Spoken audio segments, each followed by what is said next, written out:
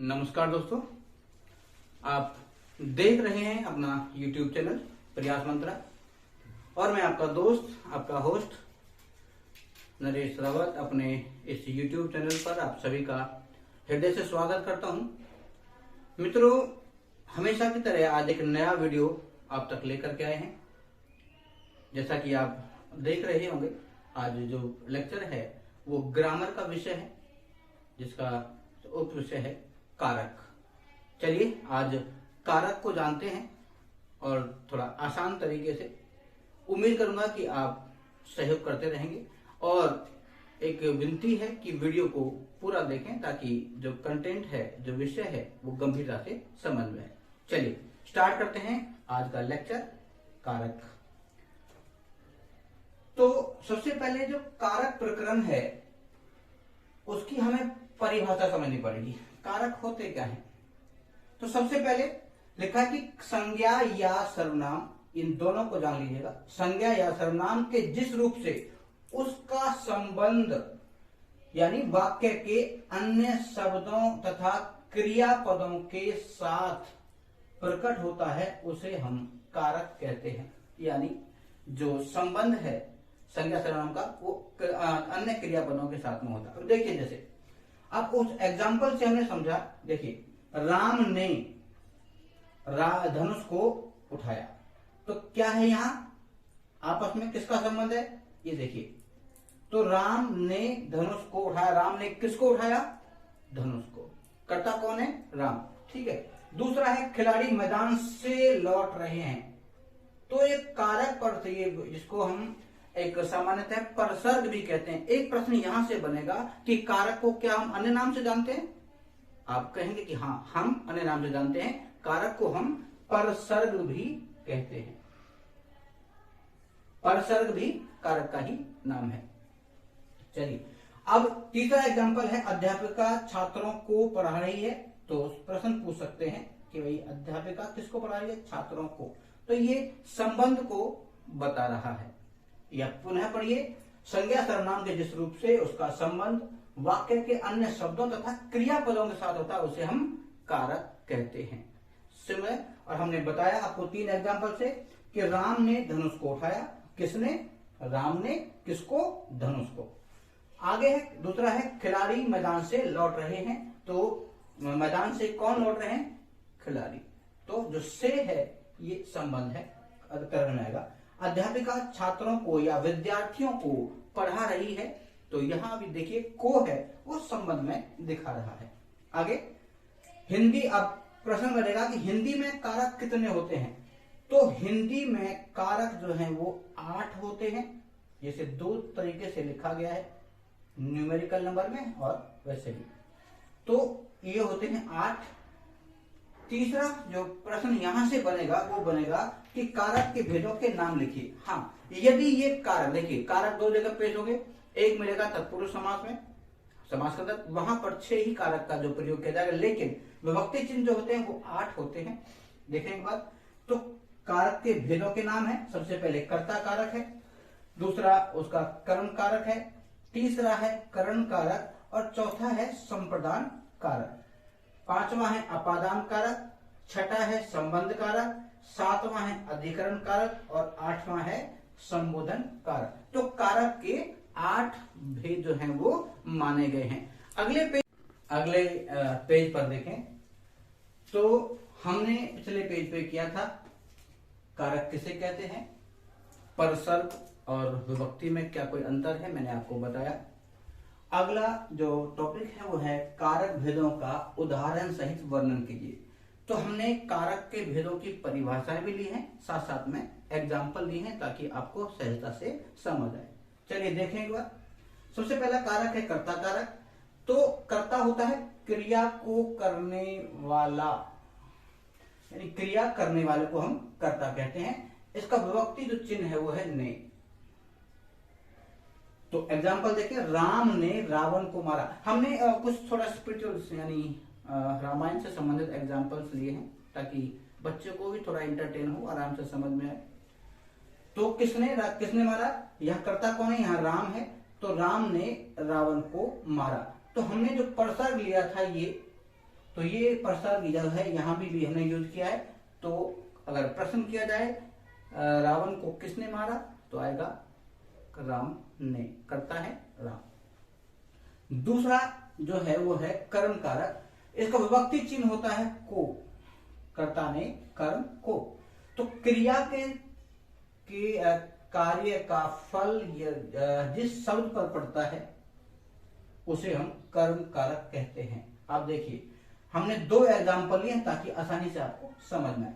पहला है राम ने रावण को मारा, सेम पहला एग्जाम्पल था, तो वहां कर्ता थे राम, तो राम ने हमने कर दिया। लेकिन यहां दूसरा है बाबा ने घोड़े को सहलाया, किसको, प्रश्न अगर पूछें किसको, तो आएगा घोड़े को, तो जो को है वो आएगा आपको परसर। ठीक है, तो कर्म कारक में को आता है। यहां भी हमने राम ने रावण को मारा, यही हमने पहले लिया था, लेकिन हमने वहां पर सिर्फ ने अंडरलाइन किया था, जबकि को हमने यहां अंडरलाइन नहीं किया क्योंकि ये कर्म कारक का एक एग्जाम्पल लिया है।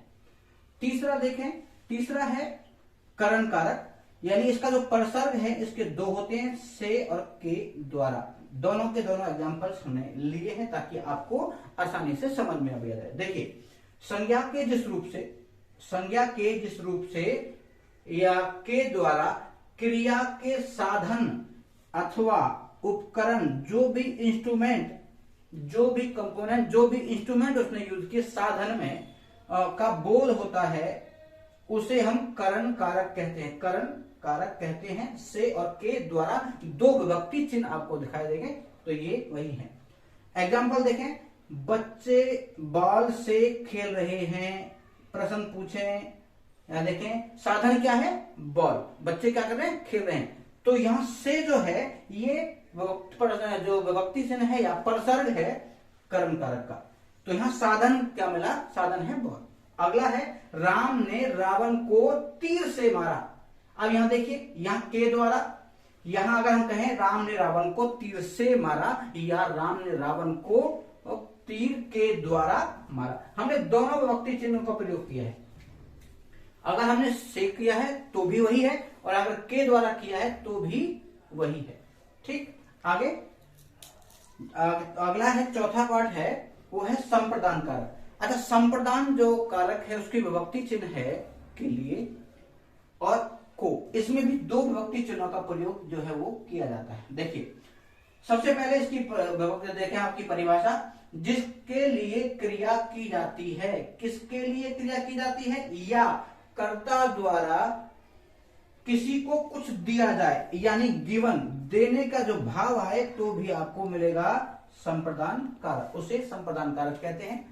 तो 2 चीज देखें, किसके लिए, जिसके लिए क्रिया की जाती है, साथ साथ में अगर कर्ता द्वारा कुछ देने का भाव हो, किसी को डोनेट करने का भाव हो, तो वो भी संप्रदान कारक में आता है। जैसे राम ने रावण को सीता के लिए मारा, तो आप देखिए यहां प्रश्न पूछे, ये जो लगा परसर्ग लगा है हमारा, लेकिन यहां है किसके लिए, के लिए का प्रयोग किया है, तो के लिए ये रहा, किसके लिए मारा, सीता के लिए। लेकिन अगर को परसर्ग है तो आएगा देने का भाव। मैंने आपको बताया था, माँ ने भिखारी को कपड़े दिए, माँ ने भिखारी को भोजन दिया, राजा ने सेवक को उपहार दिया, इसका मतलब है को। ये जो को है ये भी देने के भाव में आएगा।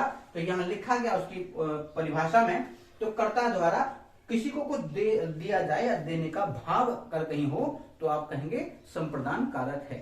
तो ये 4 चले, तो कारक का 5वां भाग है अपादान कारक।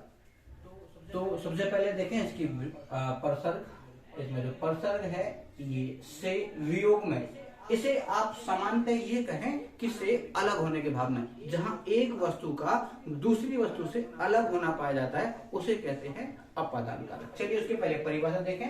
तो देखिए ये वियोग का मतलब अलग होना ही होता है, इसको 2 तरीके से लिखा गया है। संज्ञा अथवा सर्वनाम का वह रूप जिसके द्वारा अलग होने, शर्माने, डरने, सीखने या तुलनात्मकता का बोध हो। तुलनात्मकता को आप कंपैरिजन में जाने, कंपैरिजन एक वस्तु को दूसरी वस्तु को सामने रख करके उसको मापना या तोलना, तुलना कहलाता है, उसे अपादान कारक कहते हैं। एग्जाम्पल देखिए, हमने 3 एग्जाम्पल लिए हैं। पहला एग्जाम्पल लिया अलग होने के भाव में, दूसरा लिया है डरने के भाव में, और तीसरा लिया है तुलनात्मकता में यानी कंपैरिजन में। देखिए पहला, वनवास के समय सीता राम से बिछुड़ गई थी। देखिए यहाँ क्या है, अलग होने का भाव है। मैंने आपको बताया कि जहां पर एक वस्तु का दूसरी वस्तु से अलग होने का भाव हो, वहां पर होगा आपको अपादान। तो देखिए दूसरा एग्जांपल लिया है हमने, कमल शेर से डर गया। ये डरने में भी डर का कहीं भाव अगर हो तो वहां पर भी अपादान कारक ही होता है। तो कौन डरा, कमल शेर से डर गया। ये देखिए अगला है, अगर कहीं तुलनात्मक आ जाए, जैसे आए मोना मोहिनी से अधिक मोटी है, अधिक लंबी है, अधिक बुद्धिमान है, ठीक है, तो इसको आप कहेंगे बहुत जो कि तुलना है, सामान्य तुलना जो है वो इसी के अंदर आती है। तो हमने समझा अपादान में या तो अलग होने का भाव हो, शर्माने का भाव हो, या तुलना का भाव हो, या डर का जो भाव हो, वो अपादान कारक में आता है। अगला जो पार्ट है इसका वो है संबंध कारक। तो संबंध में का, के, की, ना, ने, नी, रा, रे, री होते हैं। तो देखिए पहले इसकी परिभाषा, संज्ञा या सर्वनाम के जिस रूप से किन्हीं दो वस्तुओं अथवा व्यक्तियों के परस्पर संबंध का पता चले उन्हें हम संबंध कारक कहते हैं। संबंध को आप रिलेशन कहें, जो कि अंग्रेजी में से रिलेशन कहा जाता है। जैसे एग्जांपल लिए हमने, इसमें भी 3 एग्जांपल लिए हैं। पहला एग्जांपल है मोहन राम का भाई है, या लक्ष्मण राम का भाई है। तो यहाँ मोहन की जगह हम इसको लक्ष्मण भी कर सकते हैं, लक्ष्मण राम का भाई है। तो आप देख रहे हैं कि इसमें हमने जो लिखा है इसमें संबंध को दर्शाया गया है लक्ष्मण को। दूसरा ये का, के, की, ना, ने, नी, रा, रे, री है। अब देखिए यह पुस्तक मेरी है, मेरी ये री आ गया, तो ये संबंध जो है ये मेरे साथ में है, तो री, रा, रे, री। और तीसरा जो एग्जाम्पल है वो है मोहन की पतंग सबसे ऊंची है। तो ये देखिए किसकी, मोहन की। संबंध किसका है, पतंग का मोहन के साथ जो है वो संबंध है। तो हमने 3 एग्जाम्पल के माध्यम से आपको बताया कि ये जो 3 एग्जाम्पल हैं ये आपको संबंध बता रहे हैं। इसमें का संबंध है, जैसे लक्ष्मण का भाई राम या राम का भाई लक्ष्मण है, तो ये संबंध है। दूसरा ये है पुस्तक मेरी है, तो रा, रे, री के साथ में आपको पता संबंध है। और अगर मोहन की पतंग सबसे ऊंची है तो का, के, की में भी जो मोहन की जो पतंग है वो उसको भी बताया कि सबसे ऊंची है, तो किसकी।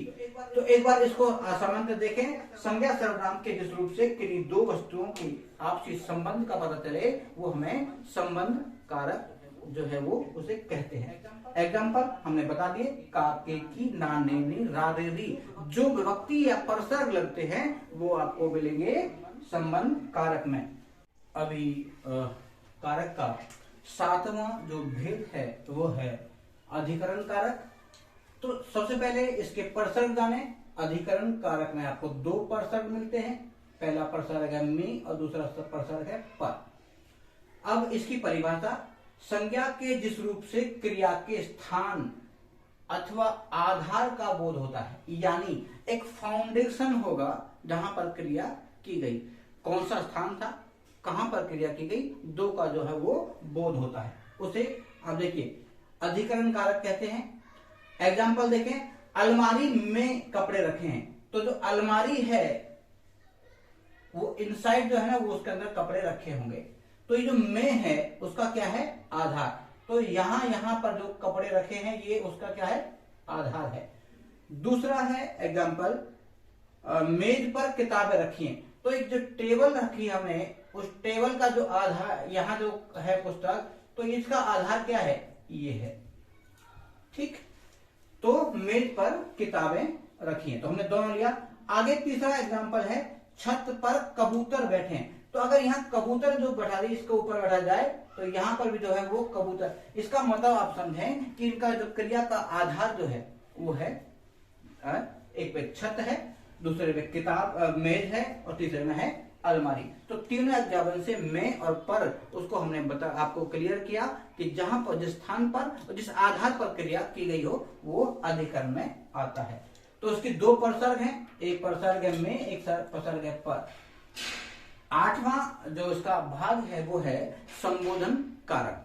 संबोधन कारक देखें तो इसका प्रसर्ग है हे और अरे, हे अरे। तो जब देखें संबोधन का अर्थ होता है, अब हमें सबसे पहले ये पूछना है कि संबोधन क्या है। संबोधन होता है किसी को संबोधित करना या किसी को पुकारना या बुलाना।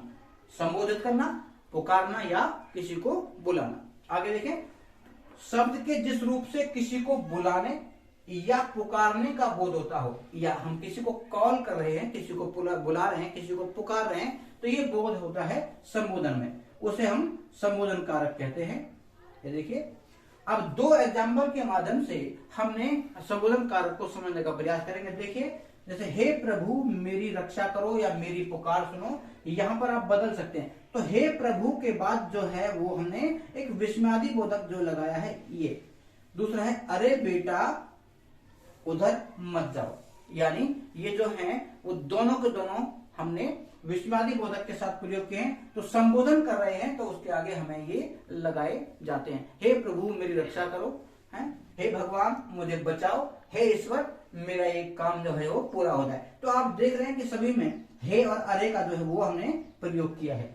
चलिए, तो ये थे आज का हमारा जो चैप्टर कारक, जो हमने उसके 8 भेदों को, सबसे पहले उसके परिभाषा, साथ में प्रसर्ग और विभक्ति में अंतर, कारक के कितने भेद होते हैं, 8 भेद होते हैं। हमने 8 को सह परिभाषा विद एग्जाम्पल आप तक पहुंचाया। उम्मीद कर रहा हूं कि हमारा आज का ये लेक्चर आपको पसंद आएगा और आप पहले की तरह से लाभान्वित होंगे। इसे बार बार देखें और वीडियो को पूरा देखें तो आसानी से जो विषय है वो समझ में आ जाएगा। चलिए मिलते हैं बहुत जल्दी एक नए वीडियो के साथ।